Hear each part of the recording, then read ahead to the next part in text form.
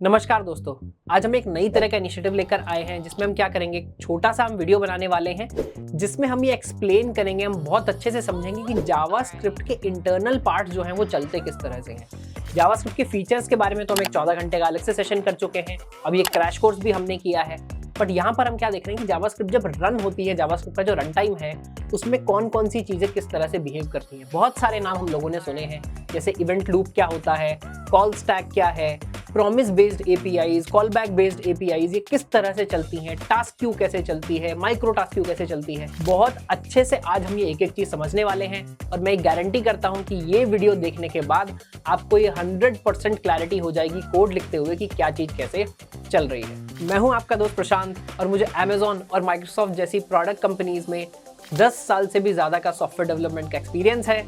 और चलिए शुरू करते हैं हाउ जावास्क्रिप्ट वर्क्स। ऑलराइट, तो दोस्तों शुरू करते हैं। देखिए, बहुत ज़्यादा मज़ा इस वीडियो में आने वाला है और बहुत ज़्यादा डीप आपकी अंडरस्टैंडिंग हो जाने वाली है। इस बात की मैं गारंटी देता हूँ, 99% बच्चों को ये सब बातें जावास्क्रिप्ट के बारे में नहीं पता होंगी। आप ये शब्द सुनते ज़रूर होंगे बहुत सारे, जैसे एसिंक है। एसिंक प्रोग्रामिंग क्या होती है, event loop, call stack, web APIs, है ना। अलग अलग तरह की हम यहाँ पर देखेंगे। प्रॉमिस बेसिकली क्या होते हैं, कॉल बैक्स क्या होते हैं, task Q, micro task Q, बहुत सारी चीज़ें हमने सुनी हैं। बट ये एग्जैक्टली किस तरह से काम करती है और इनकी इंपॉर्टेंस क्या है, मुझे कोड लिखते हुए अगर ये सब पता होगा तो उसका क्या फ़ायदा होगा, ये हम देखेंगे। एक एक चीज़ बहुत अच्छे से, काफ़ी अच्छे एनिमेशंस के साथ समझेंगे। बड़े ध्यान से हमको पूरा का पूरा समझ आ जाएगा by end of the video कि जावास्क्रिप्ट एक्चुअली काम कैसे करती है। तो चलिए एक एक करके स्टार्ट करते हैं। सबसे पहले हम देखेंगे कि इवेंट लूप क्या है। ठीक है, तो मैं पहले आपको एक बार पूरा ये बताता हूँ कि हमने क्या किस तरह से बनाया हुआ है और इसमें इवेंट लूप का एक्चुअली काम क्या है। तो देखिए, सबसे ऊपर अगर आप पहला हेडिंग देखेंगे, यहाँ हम क्या बोल रहे हैं, हम बोल रहे हैं JavaScript run time. JavaScript run time मतलब ये जब जावास्क्रिप्ट एक्चुअली रन हो रही है उस समय पे जो जो कंपोनेंट्स होंगे वो हम यहाँ इस डायग्राम में दिखाने की कोशिश करेंगे। अभी क्या क्या है, बाकी जिन चीज़ों को अभी हम नहीं छू रहे हैं, नहीं देख रहे हैं, कॉल स्टैक को हम देखेंगे, वेब एपीआईज क्या होती है ये देखेंगे, टास्क क्यू देखेंगे, माइक्रो टास्क क्यू देखेंगे। अभी हम किस पर कॉन्सेंट्रेट करने वाले हैं, जो ये आपका एलिमेंट बार बार हिल रहा है जिसका नाम क्या है, इवेंट लूप। तो इवेंट लूप होता क्या है पहले देख लेते हैं। It's just a tiny component with in JavaScript run time. देखिए, इसका नाम बहुत बार लिया जाता है, बहुत जगह लिया जाता है थ्योरी में समझाते हुए, बट एक्चुअली बहुत छोटा सा कंपोनेंट है। अपने काम के हिसाब से भी बहुत छोटा सा कंपोनेंट है। काम क्या है इसका, the event loop is a mechanism in JavaScript that handles asynchronous operations ensuring that non-blocking tasks are executed efficiently। देखिए, बहुत लंबी डेफिनेशन इसने एक सेंटेंस में बोल दी, काफ़ी ज़्यादा चीज़ें इसके अंदर छुपी हुई हैं। एक बार समझते हैं क्या है। बोल रहा है जावास्क्रिप्ट रन टाइम का मैकेनिज्म है, ये बात समझ आ गई। क्या क्या हैंडल करता है, ये एसिंक्रोनस ऑपरेशंस को हैंडल करता है, ठीक बात है। ensuring that non blocking task are executed efficiently, ये क्या देख रहा है। देखिए, जावास्क्रिप्ट में सबसे इंपॉर्टेंट बात क्या है, जावास्क्रिप्ट होती है single threaded language. Single threaded होने के बाद में, सिंगल थ्रेड मतलब एक बार में सिर्फ एक चीज़ ही एग्जीक्यूट हो सकती है, मल्टीपल चीज़ें एक बार में नहीं चल सकती हैं। ऐसा होने के बावजूद भी इसको यहाँ पर क्या ध्यान रखना है, ये बेसिकली यहाँ पर ये ध्यान रखता है कि नॉन ब्लॉकिंग टास्क जो हैं, जो एक दूसरे को ब्लॉक नहीं कर रहे हैं, वो सारे बेसिकली एफिशिएंटली एग्जीक्यूट हो जाएं। अगर कोई टास्क ब्लॉकिंग वाला है तो उसको एसिंक में किस तरह से हैंडल करते हैं ये अभी हम देखेंगे, है ना। पर इसका काम क्या है कि कोई ज़्यादा देर वेट ना करे, आपका प्रोग्राम हैंग ना हो, सिंगल थ्रेडेड होने के बाद भी अलग अलग जो टास्क हैं वो सारे एफिशिएंटली एग्जीक्यूट होते रहें। वो कैसे करेंगे वो भी हम समझेंगे, पर ये काम रिस्पॉन्सिबिलिटी है क्या, पहले ये समझ लिया हमने। अगला क्या है, जावास्क्रिप्ट देखिए, जैसे हमने बात की, runs on a single thread meaning it can only perform one operation at a time. Event loop helps manage multiple tasks without blocking the main thread. ये क्या करता है, मेन थ्रेड को ब्लॉक नहीं होने देगा। मल्टीपल टास्क को कैसे बेसिकली एक्सचेंज करना है, कब ऑर्डरिंग करना है, कब कौन एग्जीक्यूट होगा, कौन एग्जीक्यूट नहीं होगा, ये इवेंट लूप जो है वो सब आपका मैनेज कर रहा है। अभी हम आगे एग्जाम्पल्स में हम देखेंगे धीरे धीरे कि वो ये काम कैसे करता है। इवेंट लूप का मतलब हमने समझ लिया, इवेंट लूप की रिस्पॉन्सिबिलिटी हमने समझ ली। अब देखेंगे कि कॉल स्टैक एक्चुअली क्या है। जो कॉल स्टैक की यहाँ पर बात हो रही है, देखिए, जैसे हमारा सिंगल थ्रेड होता है, कॉल स्टैक भी हमारा सिंगल ही होता है। कॉल स्टैक का मतलब क्या है, देखिए, हमने नॉर्मल स्टैक डेटा स्ट्रक्चर जो है, डेटा टाइप जो है वो देखा है। उसमें क्या होता है, चीज़ें एक के ऊपर एक लगाई जाती हैं नॉर्मल स्टैक के अंदर। तो कॉल स्टैक में क्या होता है, जब फंक्शंस आप एक दूसरे के बाद फंक्शंस को कॉल कर रहे हैं, जो भी फंक्शन अभी एग्जीक्यूट हो रहा है वो सबसे टॉप पर होता है। अगर आपका फंक्शन किसी और फंक्शन को कॉल करता है तो वो उसके टॉप पर आ जाता है। तो एक बार ये समझने की कोशिश करते हैं ये काम होता कैसे है एक्चुअली। तो हम क्या करेंगे, जाएंगे कॉल स्टैक पर। देखिए, अब यहाँ क्या हो रहा है, यहाँ हमारे पास एक कोड लिखा हुआ है ना। इस कोड का हम क्या करेंगे, हम देखेंगे कैसे एग्जीक्यूट होता है कॉल स्टैक पर। तो अभी के लिए हमने इसको रोक दिया है, प्रोसेस को एनिमेशन से हम समझेंगे। पर देखिए क्या है, पहले कोड को समझ लेते हैं लिखा क्या हुआ है। पहले कंसोल लॉग किया है हमने 1, फिर कंसोल लॉग किया है हमने 2, फिर एक फंक्शन लिखा है log3, फिर जो अंदर क्या करता है, कंसोल लॉग करता है 3। फिर एक फंक्शन लिखा है क्या, 3 एंड 4, वो क्या करता है, पहले log 3 को भी कॉल करता है और 4 को अपने आप से लॉग करता है, और लास्ट में सबसे हमने एक फंक्शन कॉल किया है log 3 एंड 4। तो हम एक एक लाइन एग्जीक्यूट करेंगे, देखेंगे कॉल स्टैक पर कैसे कैसे चीज़ें आती हैं, और ये हमने यहाँ पर कंसोल भी दिखाया है, तो कंसोल में भी आपको दिखता रहेगा कि क्या क्या चीज़ें यहाँ पर बेसिकली प्रिंट होती जाती हैं। तो देखिए सबसे पहले जब प्रोग्राम एग्जीक्यूट होना शुरू होगा लाइन बाय लाइन, सबसे पहले आएगा कंसोल लॉग डॉट वन पर, है ना। तो यहाँ क्या होगा, जैसे ही कंसोल लॉग डॉट वन पर आएगा, कंसोल डॉट लॉग वन करेगा, तो कॉल स्टैक में सबसे पहले आ जाएगा कि फंक्शन कॉल हुआ है कंसोल लॉग वन। उसके बाद क्या हुआ, देखिए वन कंसोल में प्रिंट हो गया और इसको कॉल स्टैक से पॉप कर देंगे, यानी खत्म कर देंगे, लाइन में एग्जीक्यूट कर दी। फिर अगला फंक्शन आया कंसोल लॉग टू, तो ये आ गया कॉल स्टैक के अंदर। जैसे ही ये एग्जीक्यूट होगा, देखिए यहाँ कंसोल में हमको टू दिख जाएगा और इसको भी हम कॉल स्टैक से पॉप कर देंगे, क्योंकि इंटरनली कोई फंक्शन कॉल नहीं कर रहे हैं। उसका तीसरा फंक्शन डिफाइन हुआ, चौथा फंक्शन डिफाइन हुआ। देखिए ये बात यहाँ पर समझने की है कि ये दोनों फंक्शन हमने डिफाइन किए, एग्जीक्यूट कुछ नहीं हुआ।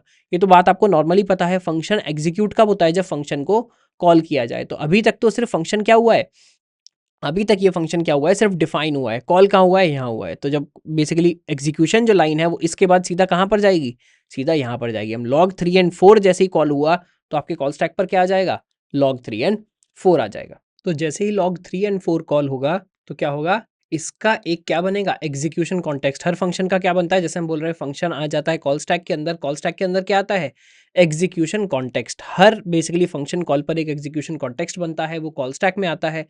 फिर वो जो एग्जीक्यूशन कॉन्टेक्स्ट है वो एक्चुअली एग्जीक्यूट होता है, उसका रिजल्ट दिखता है, और फाइनली क्या होता है, वो एग्जीक्यूशन कॉन्टेक्स्ट को कॉल स्टैक से निकाल कर हटा दिया जाता है। तो हमको ये समझ आ गया कैसे वन प्रिंट हुआ, कैसे टू प्रिंट हुआ, कैसे इन फंक्शंस की अभी सिर्फ डेफिनेशन आई है। और जैसे ही log 3 एंड 4 पर हमारा एग्जीक्यूशन आया तो 3 एंड 4 का क्या बना, एक एग्जीक्यूशन कॉन्टेक्स्ट बना आ गया कॉल स्टैक के ऊपर। अब देखेंगे इसके बाद क्या होने वाला है। तो इसके बाद क्या होगा, आप देखिए log 3 एंड 4 का एग्जीक्यूशन आया तो हम चले गए 3 एंड 4 के अंदर, उसके अंदर फिर से एक और फंक्शन कॉल हुआ log 3। तो यहाँ पर क्या दिख गया हमको, log 3 आ गया अब कॉल स्टैक में। फिर log 3 के अंदर गए, वहां आया कंसोल लॉग, एक के ऊपर एक देखिए लगते चले जाएंगे। आपको ये समझ आना चाहिए क्या, ये एक स्टैक है। तो अगर log 3 एंड 4 ने किसको कॉल किया, log 3 को कॉल किया, तो log 3 इसके ऊपर आ गया। अभी पहले ये एग्जीक्यूशन स्टार्ट होना शुरू हो गया, इसका एग्जीक्यूशन कॉन्टेक्स्ट। log 3 ने क्या किया, log 3 के अंदर ये गया डेफिनेशन के अंदर, तो वहां देखा कि कंसोल log 3 कॉल हो रहा है, तो कंसोल log 3 यहाँ पर आ गया कॉल, इसका एग्जीक्यूशन कॉन्टेक्स्ट बना और ये आ गया कॉल स्टैक के अंदर। अब क्या होगा, अब सबसे पहले जब कंसोल log 3 चलेगा तो कंसोल में हमको दिखेगा 3, तो यहाँ पर हमको दिख गया और 3 बेसिकली यहाँ से मेरा चला गया। अब ये भी पॉप ऑफ होगा, इसने इसका भी log 3 का काम पूरा हो गया, फंक्शन पूरा हुआ। ये आएगा log 4 के ऊपर, आ जाएगा अब कंसोल log 4। यहाँ क्या दिखेगा हमको, अब दिखेगा हमको 4, है ना। जब 4 दिख गया, अब 4 भी पॉप ऑफ हो जाएगा, इसका काम हो गया। log 3 एंड 4 भी पॉप ऑफ हो जाएगा, इसका भी काम मेरा यहाँ पर हो गया, है ना। तो आपको ये समझ आना चाहिए क्या, फंक्शन किस तरह से चलता है, मेरा जो कोड है वो किस तरह से चलता है। जो भी फंक्शन होगा उसका एक एग्जीक्यूशन कॉन्टेक्स्ट बनेगा, आएगा कॉल स्टैक के ऊपर, और वो बेसिकली एग्जीक्यूट होता जाएगा। अगर उसने अगला फंक्शन कॉल किया तो उसके ऊपर आएगा, उसने अगला फंक्शन कॉल किया तो उसके ऊपर आएगा। तो कॉल स्टैक का मतलब आपको यहाँ पर समझ आ रहा होगा कि कॉल स्टैक बेसिकली किस तरह से यहाँ पर काम करता है ना। तो जैसे जैसे पूरा खत्म हो जाएगा, बेसिकली अब प्रोग्राम पूरा का पूरा खत्म हो गया। कंसोल में आपके पास जो आपका आउटपुट था 1 2 3 4, वो पूरा का पूरा आपको यहाँ पर दिख गया है ना। तो ये तो हुआ कॉल स्टैक का बेसिक काम की, कॉल स्टैक की रिस्पॉन्सिबिलिटी क्या है, कॉल स्टैक चलता किस तरह से है। उसके बाद क्या आएगा, इसके अंदर प्रॉब्लम क्या है कॉल स्टैक के अंदर। देखिए कॉल स्टैक के अंदर एक मेन प्रॉब्लम यह है कि जावास्क्रिप्ट एक बार में सिर्फ एक ही काम को हैंडल कर सकता है। हमने बोला सिंगल थ्रेडेड है, तो होगा क्या, अभी मान लीजिए हमने जो नया कोड लिखा है इसको हम देखते हैं। देखिए इस कोड में हम क्या बोल रहे हैं, एक फंक्शन है हमारा लॉन्ग रनिंग टास्क। ये फंक्शन क्या कर रहा है, इसने एक वेरिएबल डिफाइन किया काउंट नाम का, उसके बाद एक फॉर लूप चलाया, let j equal to 0, j less than 1 e की पावर 9। e की पावर 9 यहाँ किस तरह से लिखा है, मान लीजिए 1 के बाद 9 जीरोस हमने लगाए हुए हैं, and j plus plus count plus plus. तो हमने इसके अंदर कुछ नहीं किया, बस हम काउंटिंग करते जा रहे हैं, 0 से लेकर कहाँ तक, 1 के बाद जब तक 9 जीरोस ना आ जाए। उसके बाद हमने बोल दिया भाई मेरा लॉन्ग टास्क डन हो गया। देखिए हमने बस सिमुलेट किया है, यहाँ कोई भी लॉन्ग रनिंग टास्क आपका हो सकता है, हमने बोल दिया लॉन्ग टास्क डन। उसके बाद एक और हमारा काम था जो कि इंपॉर्टेंट था, बहुत ज़्यादा इंपॉर्टेंट टास्क था। मान लीजिए यूजर से आपको कुछ लेना है देना है, बेसिकली यूजर इंटरेक्शन के लिए इंपॉर्टेंट है।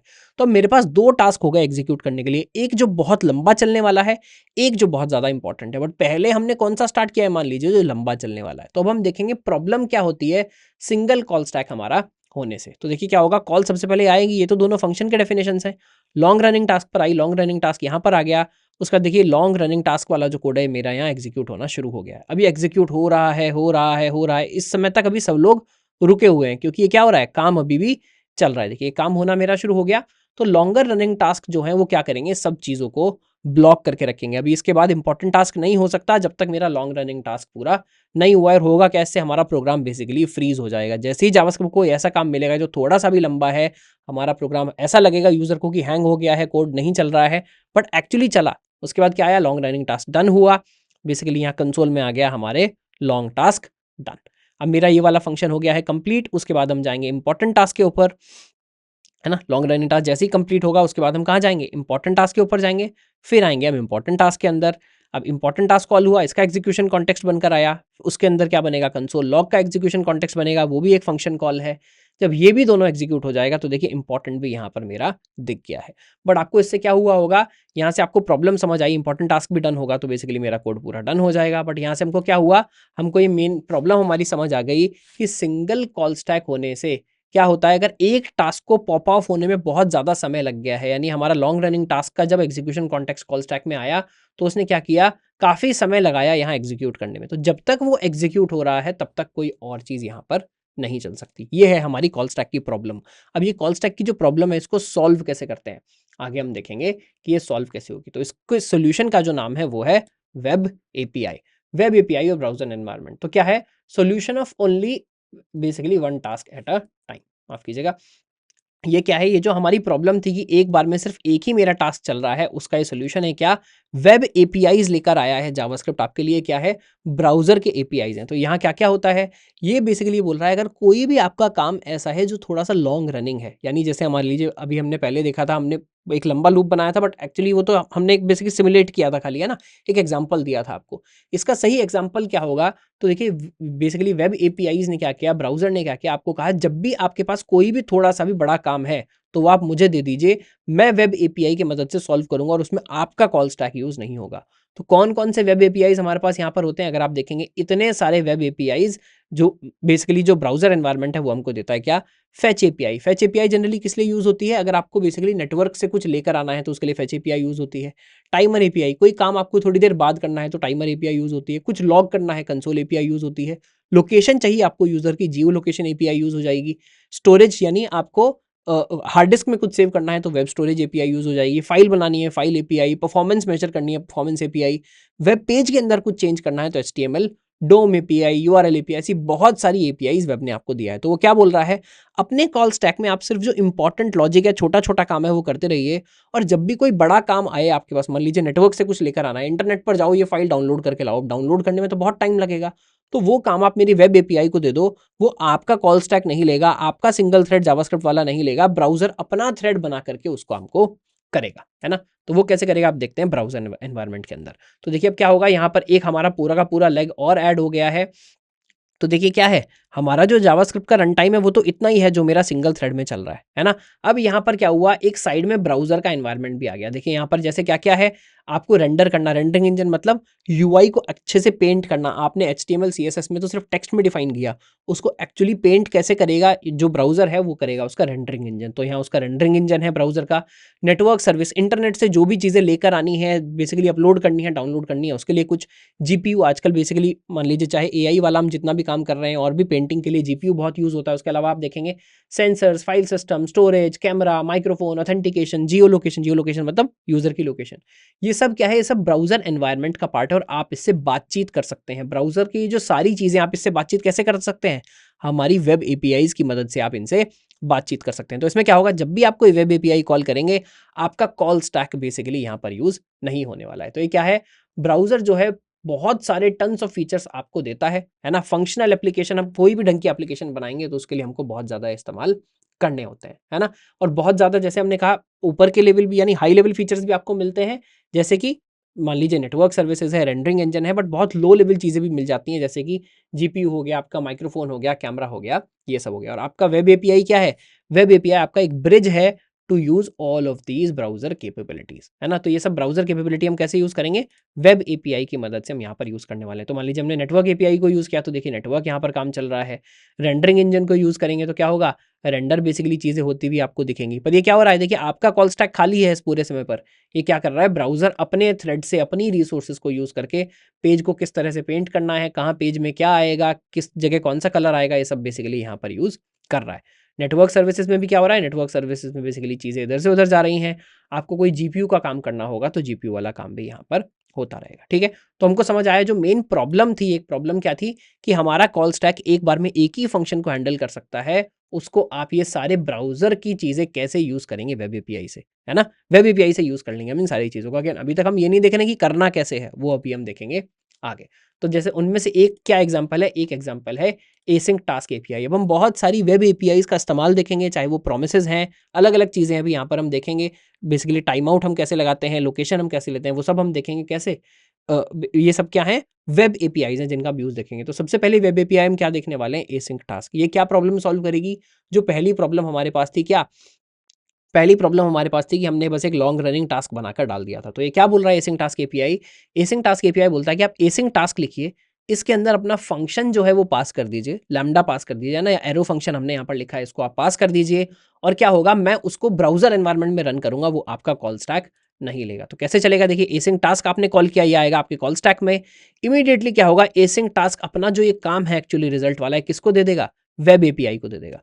और यहाँ इसने क्या दे दिया, अपना कॉल बैक दे दिया। देखिए इसने क्या दिया, कॉल बैक। कॉल बैक हम अभी जो हमारा जावास्क्रिप्ट का क्रैश कोर्स है उसमें भी पढ़कर आए हैं, है ना। तो यहाँ पर हमने क्या बोला है, कॉल बैक का मतलब हम ये बोल रहे हैं एसिंक टास्क में कि भाई जब मेरा ये काम पूरा हो जाए तो मुझे वापस आप रिजल्ट के साथ ये कॉल कर दीजिएगा। तो कोई एसिंक टास्क है, उसके बाद में बोल रहा हूँ जब वो टास्क खत्म हो जाए तो जरा ये कॉल कर दीजिएगा, मेरे रिजल्ट को मुझे दे दीजिएगा, मैं रिजल्ट को अभी अपने लॉग करने वाला हूँ। तो एसिंक टास्क कॉल हो गया विद अ कॉल बैक। अब एसिंक टास्क क्या करेगा, ये जाएगा ब्राउजर फीचर्स के पास। ये क्या है, वेब एपीआई तो सिर्फ एक ब्रिज है, काम कौन करने वाला है, ब्राउजर करने वाला है। तो इतने ब्राउजर जाएगा, अपना जो भी काम उसको पूरा करना है वो काम पूरा करेगा। और जब उसका काम पूरा हो जाएगा एसिंक टास्क में, जो भी आपने टास्क दिया है, तो क्या होगा, रिजल्ट आपके पास आ जाएगा वापस।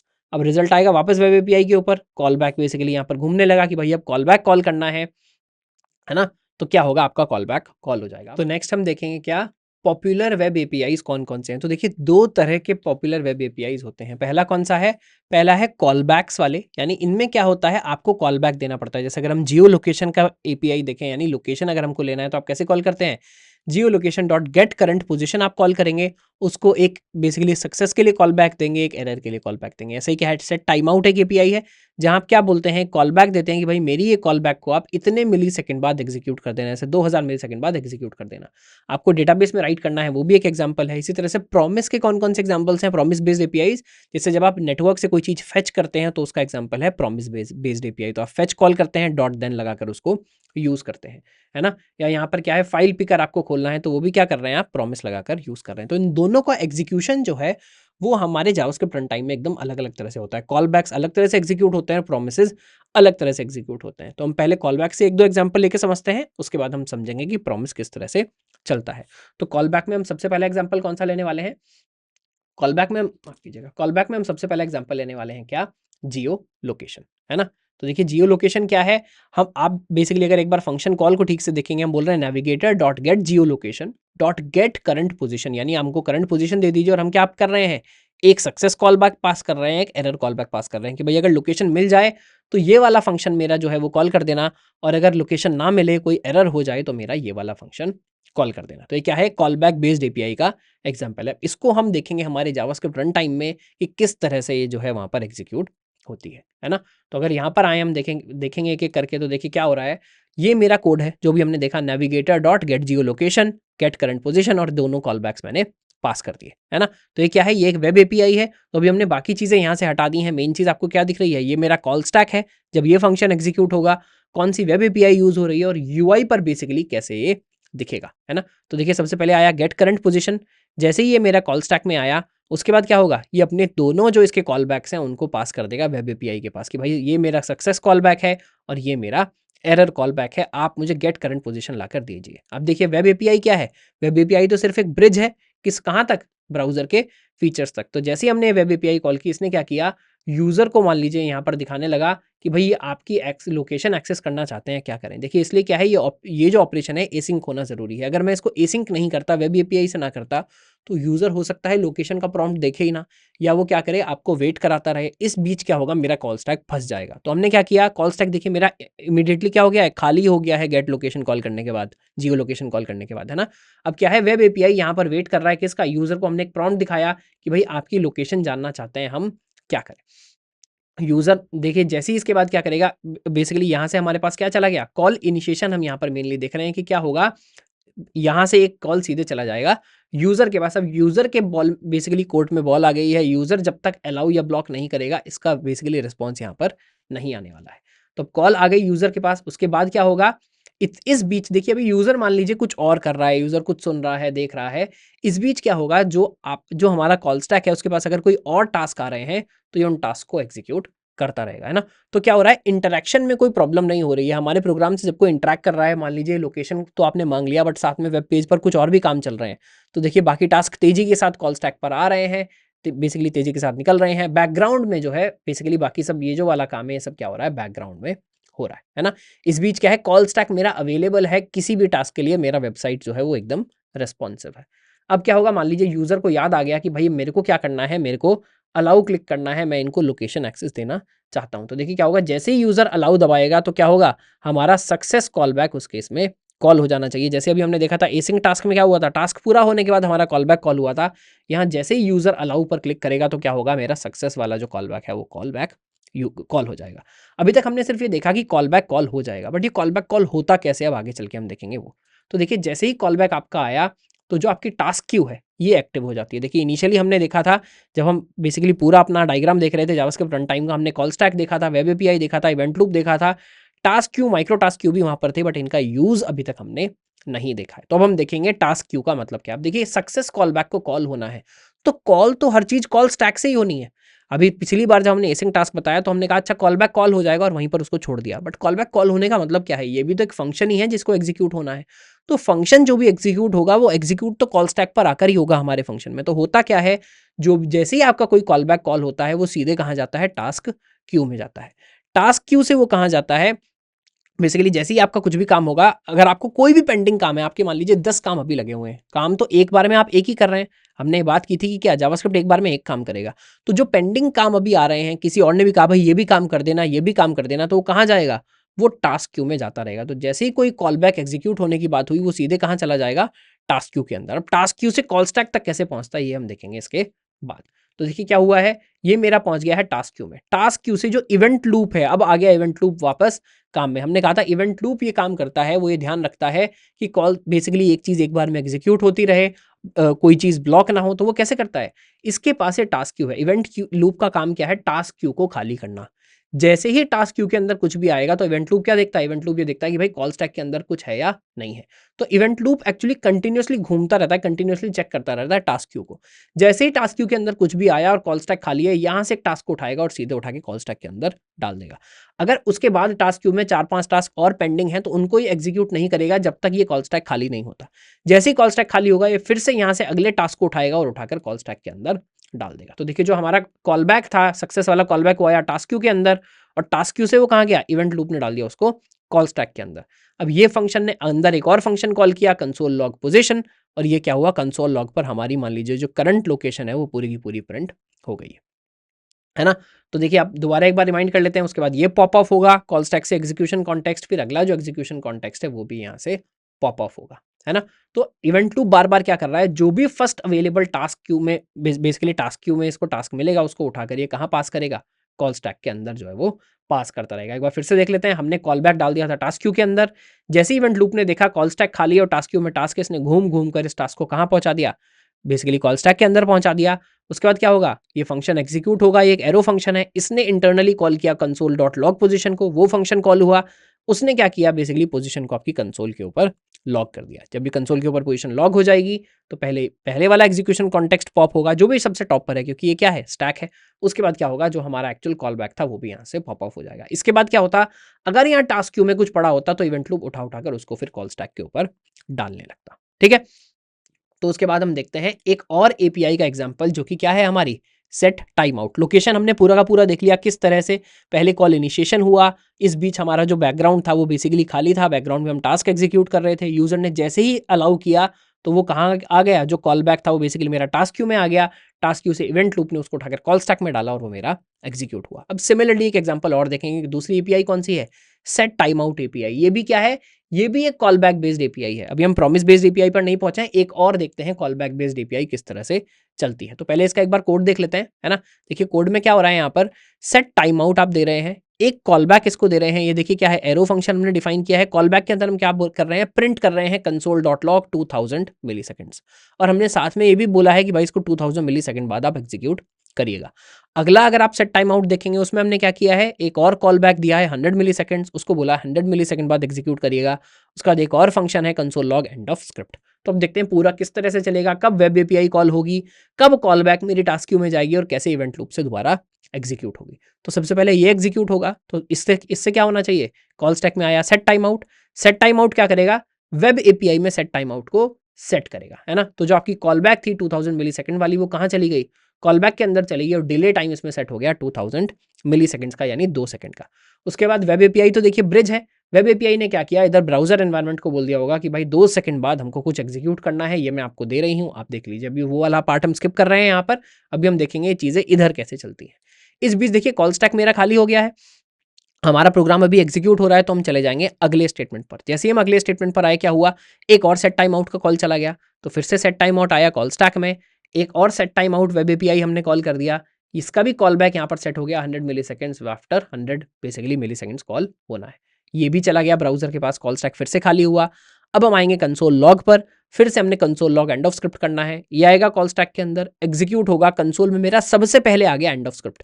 देखिए कोड देखकर लग रहा है ये काम पहले है, ये काम पहले है, ये बाद में है, बट सेट टाइम आउट किस तरह से चलता है, ये 2 सेकंड बाद कॉल होगा, ये 100 मिली सेकंड बाद कॉल होगा, ये इमीडिएटली कॉल होना था, तो ये कंसोल में इमीडिएटली हमको दिख गया है ना। तो एंड ऑफ स्क्रिप्ट मेरा दिख गया है, कॉल स्टैक मेरा फिर से हो गया है खाली।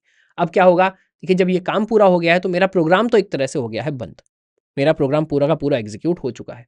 अब इसका क्या होगा, जैसे ही 100 मिली सेकेंड पूरे हुए, देखिए ब्राउजर से एरो वापस आया, और आपकी ये वाली जो कॉल बैक है, अभी मान लीजिए 100 मिली सेकेंड पूरे हुए हैं, यानी 1/10 ऑफ अ सेकेंड अभी पार्ट पूरा हुआ है। अब इस कॉल बैक को एग्जीक्यूट होना है, तो कॉल बैक एग्जीक्यूट कैसे होगी, हमने बात की थी, कॉल बैक जाएगी सबसे पहले टास्क क्यू के अंदर, तो ये कॉल बैक चली गई टास्क क्यू के अंदर। अब इवेंट लूप एकदम से जाग जाएगा, अरे कोई चीज़ मेरी टास्क क्यू के अंदर आ गई है और मेरा कॉल स्टैक अभी खाली है, यानी मैं क्या करूंगा, मैं घूम घूम कर क्या कर सकता हूं, मैं घूम घूम कर इस वाली जो मेरी टास्क क्यू है, इससे पहला टास्क उठाऊंगा, अवेलेबल टास्क उठाऊंगा, उसको डाल दूंगा कॉल स्टैक के अंदर। तो इसने उठाकर इसको डाल दिया कॉल स्टैक के अंदर। इस फंक्शन ने फर्दर कंसोल लॉग 100 मिली सेकेंड को कॉल किया, ये क्या होगा, 100 मिली सेकेंड मेरा कंसोल पर प्रिंट कर देगा। इसने प्रिंट किया, ये पॉप ऑफ हो गया एग्जीक्यूशन कॉन्टेक्स्ट, ये भी पॉप ऑफ हो जाएगा एग्जीक्यूशन कॉन्टेक्स्ट। अब फिर सब लोग वेट कर रहे हैं, है ना। इवेंट लूप आपका क्या है, अवेलेबल है, कॉल स्टैक आपका अवेलेबल है, इस बीच कोई और टास्क आएगा तो कोई और टास्क एग्जीक्यूट हो जाएगा। अभी हम किसका वेट कर रहे हैं, 2 सेकंड का। जैसे ही 2 सेकंड पूरे हुए, तो अब ये वाला कॉल बैक कॉल होना है।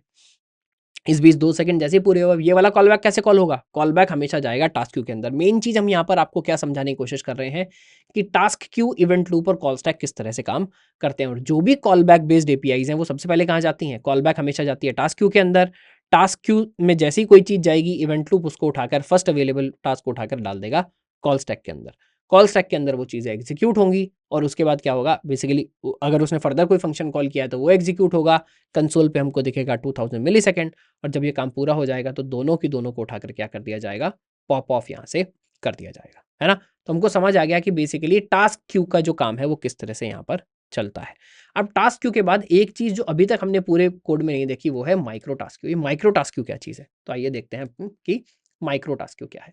तो देखिए micro task queue is another queue in the run time with a higher priority than task queue. क्या बोल रहा है, माइक्रो टास्क क्यू क्या, अभी इसको पॉज कर देते हैं, एनिमेशन को बाद में देखेंगे। माइक्रो टास्क क्यू एक और टास्क क्यू है जिसकी टास्क क्यू से भी प्रायोरिटी ज्यादा है, यानी इवेंट लूप सिर्फ एक क्यू मेंटेन नहीं करता है, इवेंट लूप करेगा 2 क्यू को मेंटेन, और इसमें माइक्रो टास्क क्यू की जो प्रायोरिटी है वो सबसे ज्यादा है। यानी ये मान लीजिए वीआईपी वाली लाइन है, मंदिर में जाते हैं लाइन लगाते हैं, माइक्रो टास्क क्यू जो लाइन है वो वीआईपी वाली लाइन है, टास्क क्यू जो है नॉर्मल भक्तों वाली लाइन है। तो होगा क्या, सबसे पहले जो भी वीआईपी वाला है सबसे पहले जाएगा वो अंदर। या आप एयरपोर्ट पर जाकर बोर्डिंग करते हैं, तो जो प्रायोरिटी कस्टमर है, मान लीजिए माइक्रो टास्क क्यू आपका वो प्रायोरिटी कस्टमर है, यहाँ से जाएगा इवेंट लूप के अंदर, इवेंट लूप से जाएगा कॉल स्टैक के अंदर, है ना।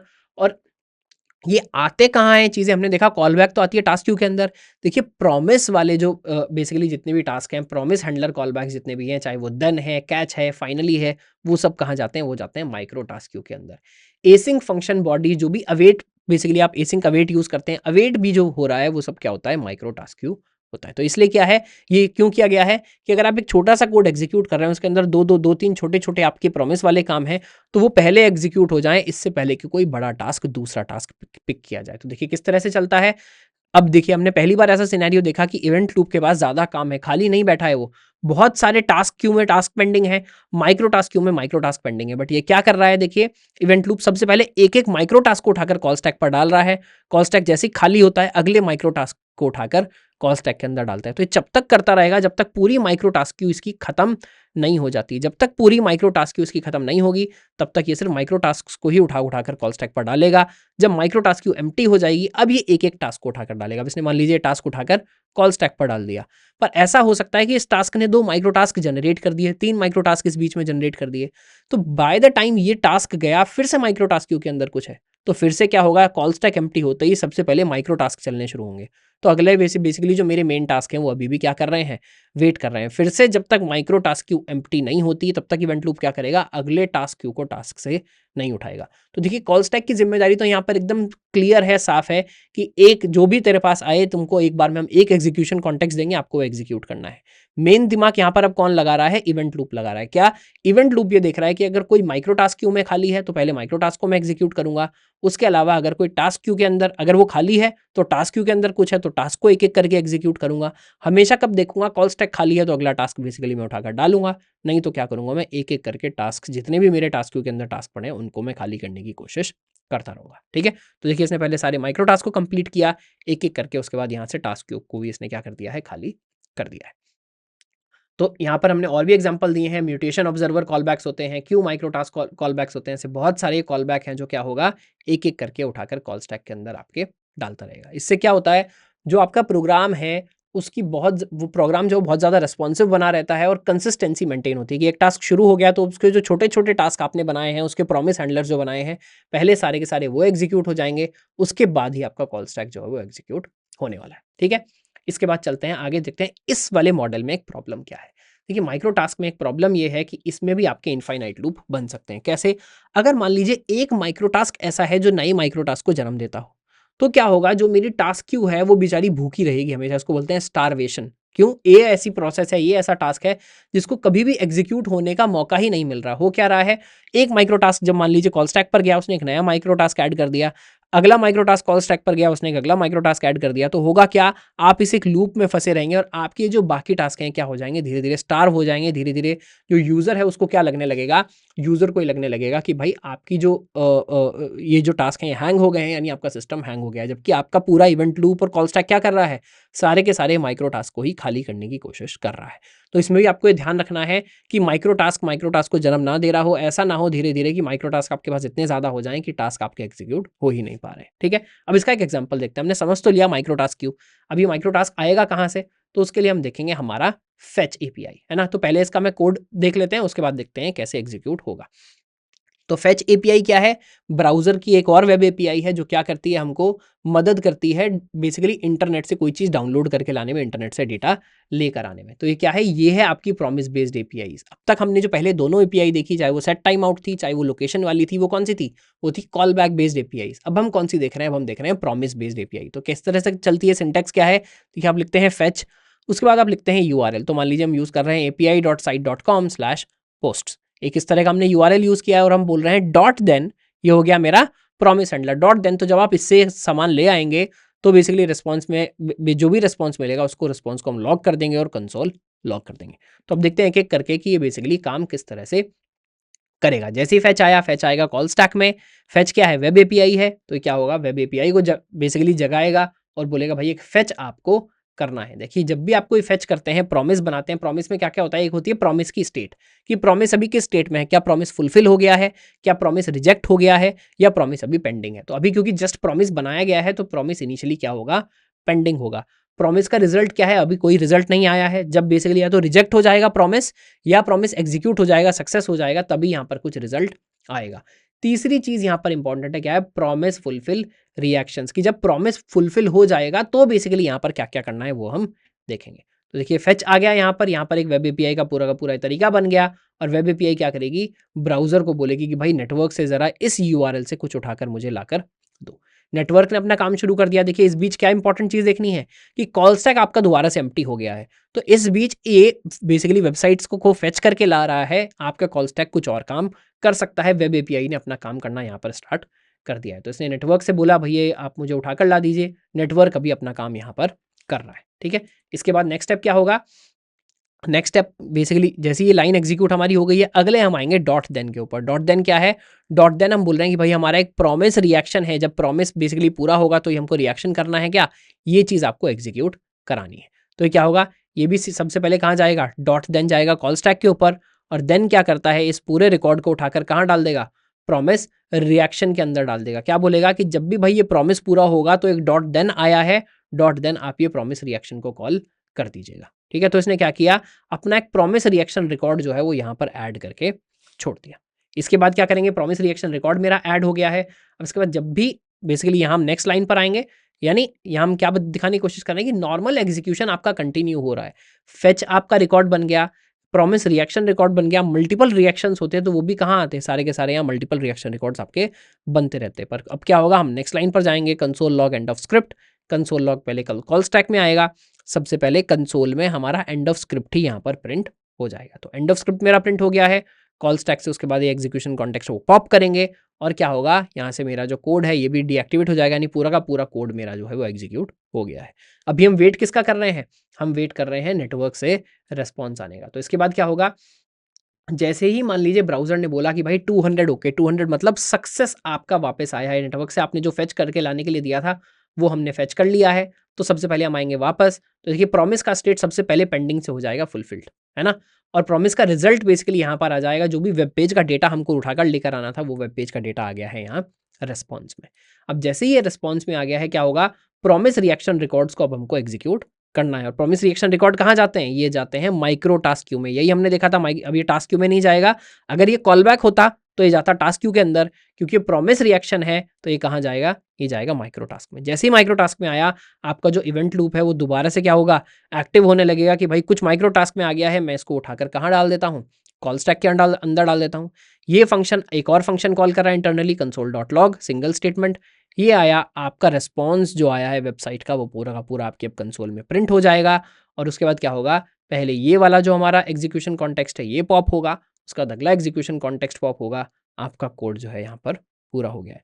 तो मेन डिफरेंस आपको समझ आया कि कैसे जब मेरी कॉल बैक बेस्ड एपीआई हम वेब एपीआई यूज कर रहे थे तो क्या करती थी, अपना जो कॉल बैक है वो डाल देती थी टास्क क्यू में, और जो भी प्रॉमिस के रिएक्शंस हैं या और भी जो छोटे छोटे काम हमने पहले एग्जांपल्स दिए थे वो कहाँ जाएंगे, माइक्रो टास्क क्यू में।